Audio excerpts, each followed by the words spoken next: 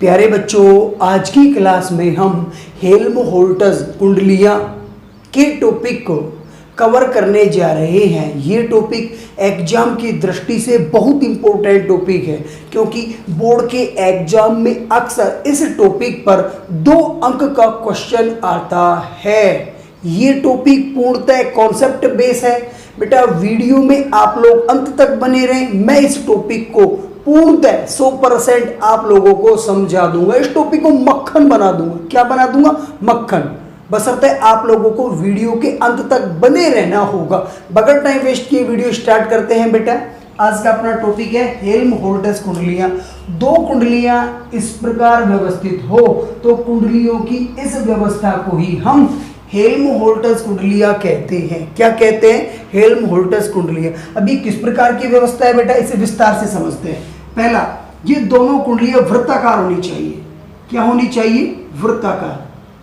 अब आप लोग सोच रहे होंगे सर ये दोनों कुंडलियां तो हमें दीर्घवृत्ताकार दिख रही है। बेटा बिल्कुल आप लोगों को ये कुंडलियां दीर्घवृत्ताकार दिख रही होगी, लेकिन वास्तव में ये कुंडलियां वृत्ताकार है। लास्ट वीडियो में भी मैंने आपको समझाया था, यदि वृत्ताकार कुंडली बोर्ड के तल में स्थित हो तो उसे वृत्ताकार कुंडली के रूप में ही प्रदर्शित किया जाता है बोर्ड पर, और यदि वृत्ताकार कुंडली बोर्ड के तल के लंबवत स्थित हो तो उसे बोर्ड पर दीर्घवृत्ताकार कुंडली के रूप में प्रदर्शित किया जाता है। आप लोगों को यहाँ ये दोनों कुंडलियां दीर्घवृत्ताकार दिख रही होगी, लेकिन वास्तव में ये कुंडलियां कैसी हैं? वृत्ताकार। दूसरी, ये दोनों कुंडलियां समाक्षीय होनी चाहिए। क्या होनी चाहिए? समाक्षी। इस कुंडली को मैं ए नाम दे देता हूँ, इस कुंडली को मैं बी नाम दे देता हूँ। समाक्षी का मतलब क्या है बेटा, समझो। ये ए कुंडली है, ये इसका केंद्र बिंदु है। ये बी कुंडली है, ये इसका केंद्र बिंदु है। यदि मैं ए कुंडली के केंद्र बिंदु से गुजरती हुई कोई रेखा खींचूं और वो बी कुंडली के केंद्र से भी गुजरती हुई निकले तो इन दोनों कुंडलियों को एक दूसरे का समाक्षी कहेंगे। क्या कहेंगे? समाक्षी। आप लोग जानते हो केंद्र से यदि कोई रेखा खींचे तो वो उसका अक्ष कहलाती है। इसके केंद्र से हमने रेखा खींची तो वो इसका अक्ष हो गया। अब वो जो रेखा है वो कुंडली बी के केंद्र से भी गुजर रही है तो उसका भी अक्ष हो गया कि नहीं हो गया? अर्थात इन दोनों कुंडलियों के अक्ष समान है, इसलिए इन कुंडलियों को समाक्षी कहते हैं। पहली बात, ये दोनों कुंडलियां कैसी होनी चाहिए? वृत्ताकार। दूसरी बात, ये दोनों कुंडली कैसी होनी चाहिए? समाक्षी होनी चाहिए। तीसरी बात, विशेषता बोलो। तीसरी विशेषता, इन दोनों कुंडलियों की त्रिज्या समान होनी चाहिए। त्रिज्या क्या होनी चाहिए? समान। बेटा ए कुंडली की त्रिज्या हमने कैपिटल आर मानी तो बी कुंडली की त्रिज्या भी कैपिटल आर माननी होगी। चौथी बात, दोनों कुंडलियों में फेरों की संख्या समान होनी चाहिए। ए कुंडली में फेरों की संख्या हमने कैपिटल एन मानी तो बी कुंडली में भी फेरों की संख्या कैपिटल एन होगी। पांचवी बात बेटा, दोनों कुंडलियों के ये जो केंद्र हैं इनके मध्य की दूरी इनकी त्रिज्या के समान होनी चाहिए।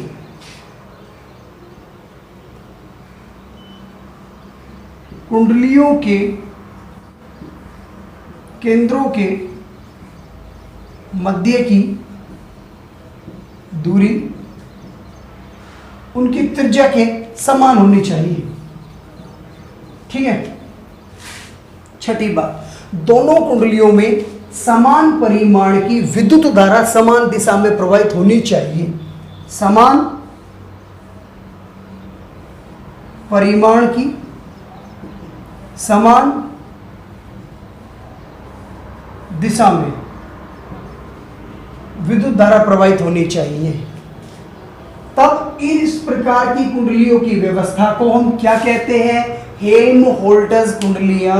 यदि कुंडलियां इस प्रकार से व्यवस्थित हो, दोनों कुंडलियों की ये 6 विशेषताएं हो, तो इस प्रकार की विशेषता रखने वाली कुंडलियों के युग्म को या कुंडलियों के जोड़े को हम हेल्महोल्ट्ज़ कुंडलियां कहते हैं। क्या कहते हैं बेटा? हेल्महोल्ट्ज़ कुंडलियां। मैं इसकी एक बार प्रॉपर परिभाषा पढ़ के बता देता हूं। 2 समाक्षीय तथा एक समान वृत्ताकार कुंडलियां जिनमें समान परिमाण की विद्युत धारा समान दिशा में प्रवाहित हो रही हो तथा जिनके केंद्रों के मध्य की दूरी उनकी त्रिज्या के समान हो, तो इस प्रकार से व्यवस्थित कुंडलियों के युग्म को हेल्महोल्ट्ज़ कुंडलियां कहते हैं। क्या कहते हैं? हेल्महोल्ट्ज़ कुंडलियां। अब बेटा इन कुंडलियों का निर्माण क्यों हुआ, इनका उपयोग क्या है, उसे भी समझते हैं। बेटा हेल्महोल्ट्ज़ कुंडलियों की सहायता से हम एक समान चुंबकीय क्षेत्र उत्पन्न करते हैं। क्या उत्पन्न करते हैं? एक समान चुंबकीय क्षेत्र। इसे बहुत अच्छे से समझो। अपने पास 4 बिंदु है। माना कोई बिंदु ये ए है, माना कोई बिंदु ये बी है, माना कोई बिंदु ये सी है, माना कोई बिंदु ये डी है। इन चारों बिंदुओं पर हमें एक समान चुंबकीय क्षेत्र चाहिए। क्या चाहिए? एक समान चुंबकीय क्षेत्र। तो जैसे ही चुंबकीय क्षेत्र का नाम आता है हमारे जहन में चुंबक याद आ जाती है। क्या याद आ जाती है? चुंबक। क्योंकि चुंबक के चारों ओर का क्षेत्र चुंबकीय क्षेत्र कहलाता है। तो हम इसके पास भी एक चुंबक ले आते हैं। जब हमारे जहन में आ गई तो उसे हम ले ही आते हैं। चुंबक के 2 ध्रुव होते हैं, एन और एस। ये दंड चुंबक है, आप लोग जानते हो। चुंबक के चारों ओर चुंबकीय क्षेत्र होता है। इस चुंबक को इन चारों बिंदुओं के पास इस प्रकार से व्यवस्थित किया जाता है, ये चारों बिंदु इस चुंबक के चुंबकीय क्षेत्र में आ जाए। ठीक है, तब ये चुंबक इन चारों बिंदुओं पर चुंबकीय क्षेत्र उत्पन्न करेगा। करेगा कि नहीं करेगा? आप लोग ये बात भी भली भांति जानते हो।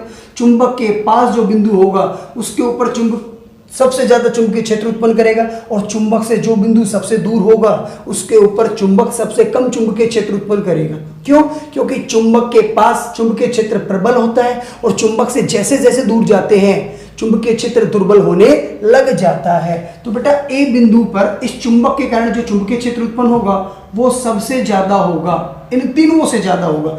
और डी बिंदु पर जो चुंबकीय क्षेत्र उत्पन्न होगा इस चुंबक के कारण वो सबसे कम होगा। इन 3 बिंदुओं की तुलना करते हुए बता रहा हूं मैं भाई, ए का मान सबसे ज्यादा होगा इन तीनों की तुलना करते हुए, डी पर सबसे कम मान होगा इन तीनों की तुलना करते हुए, और जो बी बिंदु है इस पर चुंबकीय क्षेत्र का मान ए से तो कम होगा, सी और डी से ज्यादा होगा। सी बिंदु पर चुंबकीय क्षेत्र का मान ए बी से तो कम होगा, डी से ज्यादा होगा। ये बात आप लोग भली भांति जानते हो।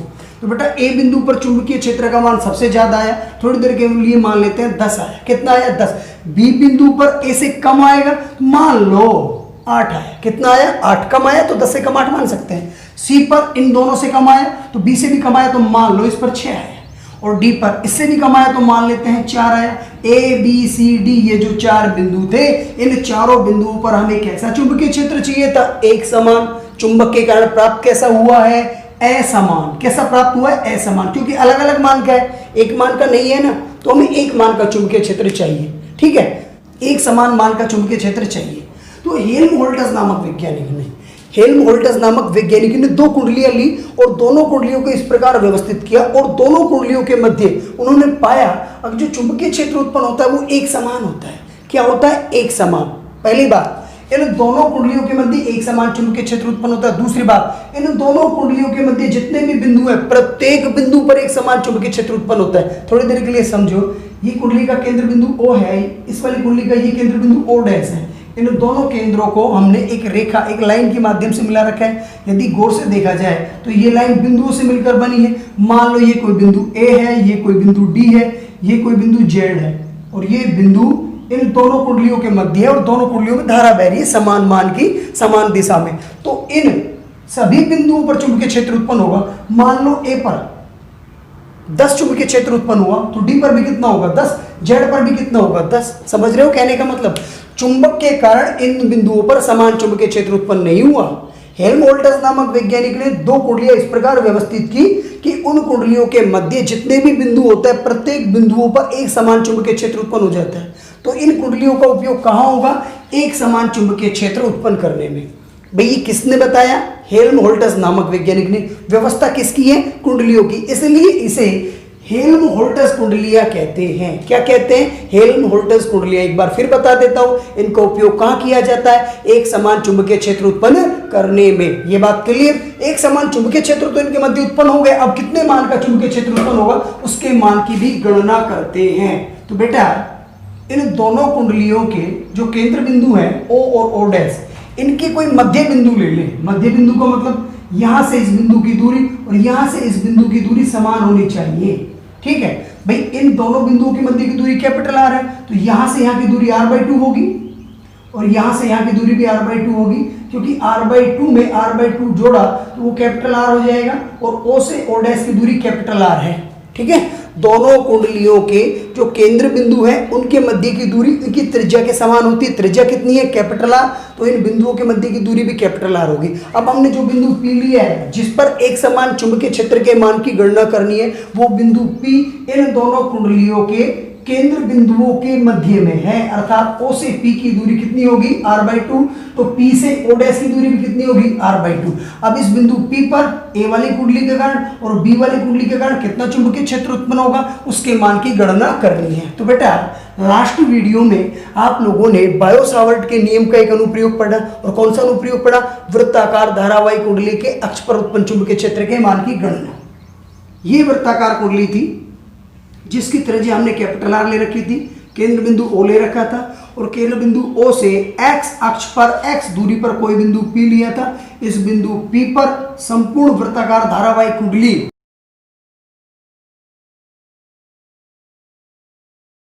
के कारण उत्पन्न चुंबकीय क्षेत्र का मान निकाला था, और कितना मान निकल के आया था? B बराबर μ0 Ni/r² r² प्लस x² की पावर 3/2, यही मान निकल के आया था। फिर इसके ऊपर हमने केस किए थे, और तीसरा केस किया था जब x बराबर r/2 हो। तीसरा केस किया था जब x बराबर r/2 हो, अर्थात इस वृत्ताकार कुंडली की त्रिज्या की आधी दूरी पर कोई बिंदु स्थित हो। इसकी त्रिज्या कितनी है? कैपिटल आर, तो आधी दूरी कितनी होगी? r/2। यहाँ x मानते हैं तो x बराबर r/2 आ जाएगा। तो r/2 दूरी पर कोई बिंदु है, उस बिंदु P पर उत्पन्न चुंबकीय क्षेत्र के मान की गणना की थी, और उसका मान कितना आया था? B बराबर बेटा 4/5√5 μ0 Ni/R।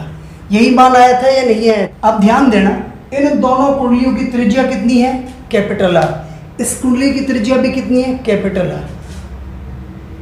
इस कुंडली के केंद्र बिंदु O से P की दूरी कितनी है? r/2। इस कुंडली के केंद्र से बिंदु P की दूरी कितनी है? r/2। इस कुंडली के केंद्र से ये जो बिंदु है जिस पर उत्पन्न चुंबकीय क्षेत्र के मान की गणना की है, ये भी कितनी दूरी पर है? r/2 दूरी पर। इन दोनों कुंडलियों में कैपिटल I मान की नियत विद्युत धारा क्लॉकवाइज प्रवाहित हो रही है, और बेटा इस कुंडली में भी कैपिटल I मान की नियत विद्युत धारा प्रवाहित हो रही है। तो इस बिंदु पर जो चुंबकीय क्षेत्र उत्पन्न होगा, इन दोनों कुंडलियों के कारण वो चुंबकीय क्षेत्र बिंदु P पर उत्पन्न होगा कि नहीं होगा, अर्थात बिंदु P पर इन दोनों कुंडलियों के लिए ये चुंबकीय क्षेत्र उत्पन्न होगा। मान लो A कुंडली के कारण बिंदु P पर B1 चुंबकीय क्षेत्र उत्पन्न हुआ, तो B1 चुंबकीय क्षेत्र का मान यही होगा कि नहीं होगा, और B कुंडली के कारण जो बिंदु P पर चुंबकीय क्षेत्र उत्पन्न होगा उसका मान भी यही होगा या नहीं होगा? होगा ना। तो इसे हम कैसे लिखते हैं बेटा? हम लिखते हैं A कुंडली के कारण बिंदु P पर उत्पन्न चुंबकीय क्षेत्र का मान। मान लो A कुंडली के कारण बिंदु P पर B1 चुंबकीय क्षेत्र उत्पन्न हुआ, तो उसका मान क्या होगा? मान अभी हमने देखा है कितना आया है? 4/5√5 μ0 Ni/R, समीकरण 1। ठीक इसी प्रकार B कुंडली के कारण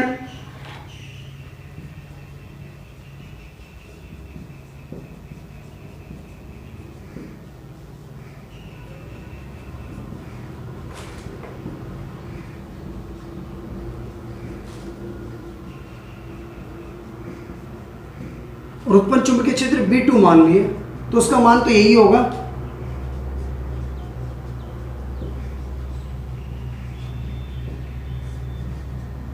इसे समीकरण 2 दे देते हैं। अब बेटा इन दोनों कुंडलियों के कारण, इस वाली कुंडली के कारण बिंदु P पर B1 चुंबकीय क्षेत्र उत्पन्न हुआ, इस वाली कुंडली के कारण बिंदु P पर B2 चुंबकीय क्षेत्र उत्पन्न हुआ, तो परिणामी चुंबकीय क्षेत्र क्या होगा बिंदु P पर? तो हम लिखते हैं बेटा बिंदु P पर परिणामी चुंबकीय क्षेत्र B बराबर। देखो बेटा आप लोग ये बात जानते हो, ए वाली कुंडली के कारण B1 चुंबकीय क्षेत्र उत्पन्न हुआ है, बी वाली कुंडली के कारण B2 चुंबकीय क्षेत्र उत्पन्न हुआ है। ये जो उत्पन्न चुंबकीय क्षेत्र हैं, यदि इनकी दिशा समान होगी तो परिणामी चुंबकीय क्षेत्र में इनका मान जुड़ जाएगा, और दिशा विपरीत होगी तो B1 में से B2 घटेगा या B2 में से B1 घटेगा। जो मान बड़ा होगा उसमें से छोटा मान घट जाएगा। ठीक है, परिणामी चुंबकीय क्षेत्र का मान निकालने के लिए हमें सबसे पहले B1 और B2 जो चुंबकीय क्षेत्र है उनकी दिशा चाहिए। इनकी दिशा देखो बेटा, हम कैसे निकालते हैं, इनकी दिशा निकालते हैं हम वृत्तीय धाराओं के लिए दाई हथेली के नियम से। ये दाई हथेली का नियम होता है, दाहिने हाथ की उंगलियों को इस प्रकार मोड़ते हैं और ये उंगलियां धारा की दिशा में होती है, फिर अंगूठा जिस दिशा में होगा वो चुंबकीय क्षेत्र की दिशा होगी। ये ए वाली कुंडली है जो बोर्ड के तल में स्थित है, इसमें विद्युत धारा क्लॉकवाइज प्रवाहित हो रही है। जैसे मेरी उंगली चल रही है इस प्रकार से इसमें विद्युत धारा बह रही है, तो यहाँ हम नियम को अप्लाई करेंगे तो ऐसे तो करेंगे। देखो उंगलियां धारा की दिशा में हो गई कि नहीं होगी, धारा भी तो ऐसे ही चल रही है, उंगलियां भी होगी। अब अंगूठा देखो कहाँ है, अंगूठा इधर होगा या नहीं होगा, तो एक कुंडली के कारण जो चुंबकीय क्षेत्र उत्पन्न हुआ है B1 उसकी दिशा यही होगी या नहीं होगी। ठीक है, अब B वाली कुंडली के कारण बिंदु P पर जो चुंबकीय क्षेत्र उत्पन्न हुआ है B2 उसकी दिशा भी देख लेते हैं।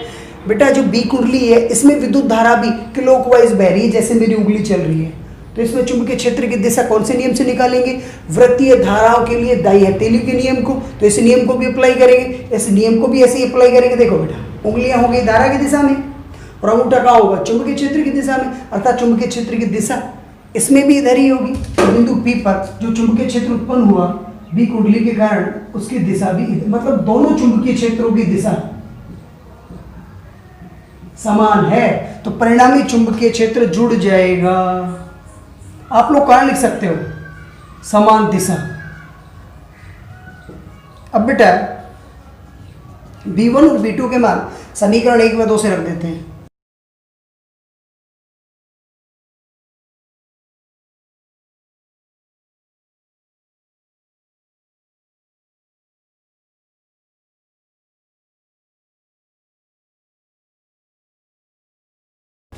बेटा ये वाला मान और ये वाला मान समान है, तो B बराबर क्या हो जाएगा, 2 इंटू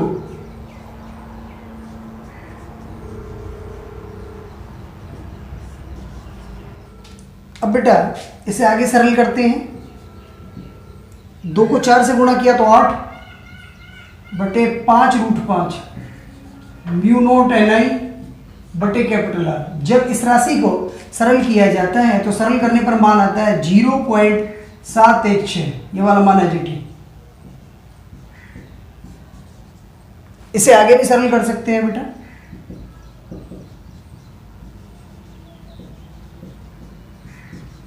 इस वाले पद को 2 से गुणा में भाग कराते हैं तो क्या होता है, देखो 2 को जब 0.716 से गुणा कराते हैं तो ये आता है 1.432 और ये हो जाएगा 2R। ये मान आप लोग जानते हैं किसका है, वृत्ताकार कुंडली के केंद्र पर उत्पन्न चुंबकीय क्षेत्र का मान है। तो B बराबर क्या हो जाएगा, 1.432 B केंद्र, क्योंकि ये वृत्ताकार कुंडली के केंद्र पर उत्पन्न चुंबकीय क्षेत्र का मान है। तो हेल्महोल्ट्ज़ कुंडलियों के मध्य ये जो बिंदु P है, क्योंकि इन कुंडलियों की व्यवस्था हेल्महोल्ट्ज़ कुंडलियां कहलाती है, इनके मध्य ये जो बिंदु P है इस पर उत्पन्न चुंबकीय क्षेत्र का मान कितना आया, कुंडली के केंद्र पर उत्पन्न चुंबकीय क्षेत्र का 1.432 गुना अधिक मान आया। ठीक है, अब आप लोग एक बात और सोच रहे होंगे, सर इन दोनों कुंडलियों के मध्य जितने भी बिंदु हैं प्रत्येक बिंदु पर चुंबकीय क्षेत्र का मान एक समान आता है। इस चुंबकीय क्षेत्र के मान को मैं थोड़ी देर गणितीय रूप दे देता हूँ, 10 मान लेता हूँ। तो बेटा ध्यान दें, बिंदु P पर कितना चुंबकीय क्षेत्र उत्पन्न हुआ, 10। अब आप लोग ये बात भी सोच रहे होंगे, सर ये तो मध्य बिंदु लिया है P आपने, दोनों कुंडलियों के केंद्र बिंदुओं का मध्य बिंदु लिया है।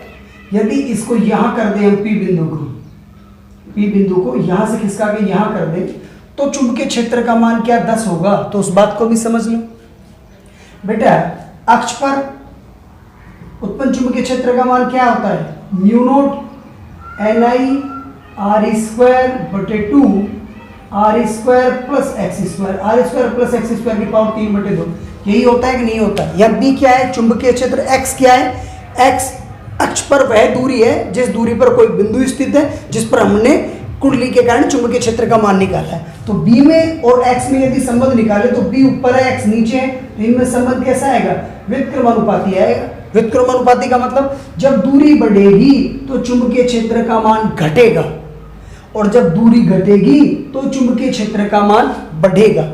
बिंदु P यहाँ था तो इस वाले केंद्र से यहाँ और इस वाले केंद्र से यहाँ ये समान दूरी पर है, तो ये वाली कुंडली 5 चुंबकीय क्षेत्र उत्पन्न करेगी बिंदु P पर, और ये वाली कुंडली भी 5 चुंबकीय क्षेत्र उत्पन्न करेगी। तो परिणामी चुंबकीय क्षेत्र ज्ञात करने के लिए दोनों से जो चुंबकीय क्षेत्र उत्पन्न हुआ उसको जोड़ देंगे तो कितना आ जाएगा 10। अब इस बिंदु P को हमने यहाँ कर दिया, तो देखो बेटा इस वाली कुंडली के केंद्र से तो दूरी घट गई, दूरी घटेगी तो चुंबकीय क्षेत्र बढ़ेगा। पहले चुंबकीय क्षेत्र 5 उत्पन्न कर रहा था, अब चुंबकीय क्षेत्र ज्यादा उत्पन्न करेगा, तो मान लो इसने 6 चुंबकीय क्षेत्र उत्पन्न किया। अब ये दूरी इस वाली कुंडली के केंद्र से बढ़ गई, तो जब दूरी बढ़ेगी तो चुंबकीय क्षेत्र का मान घटेगा। पहले 5 आ रहा था, अब चुंबकीय क्षेत्र का मान घट जाएगा, मान लो 4 आ गया। परिणामी चुंबकीय क्षेत्र का मतलब 6 को और 4 को जोड़ेंगे, तो 6 को और 4 को जोड़ेंगे तो भी परिणामी चुंबकीय क्षेत्र कितना आएगा 10 ही आएगा कि नहीं आएगा। और पास ले आओ भाई, इधर पास लेके आएंगे इस कुंडली से तो दूरी घटेगी, तो यहाँ चुंबकीय क्षेत्र का मान बढ़ जाएगा। मान लो 7 हो गया, इससे दूरी बढ़ गई तो दूरी बढ़ी तो चुंबकीय क्षेत्र घट गया, तो यहाँ और भी चुंबकीय क्षेत्र घट जाएगा, कितना हो जाएगा 3। हमें परिणामी चुंबकीय क्षेत्र चाहिए, और परिणामी चुंबकीय क्षेत्र कब आएगा जब इन दोनों कुंडलियों के कारण जो चुंबकीय क्षेत्र उत्पन्न हुआ है उसे जोड़ देंगे। 7 में 3 को जोड़ दो, फिर कितना आ गया 10। तो समझ में आया कि नहीं आया। इन दोनों कुंडलियों के मध्य जितने भी बिंदु होते हैं प्रत्येक बिंदुओं पर एक समान चुंबकीय क्षेत्र उत्पन्न होता है। कितना चुंबकीय क्षेत्र उत्पन्न होता है, एक समान चुंबकीय क्षेत्र उत्पन्न होता है।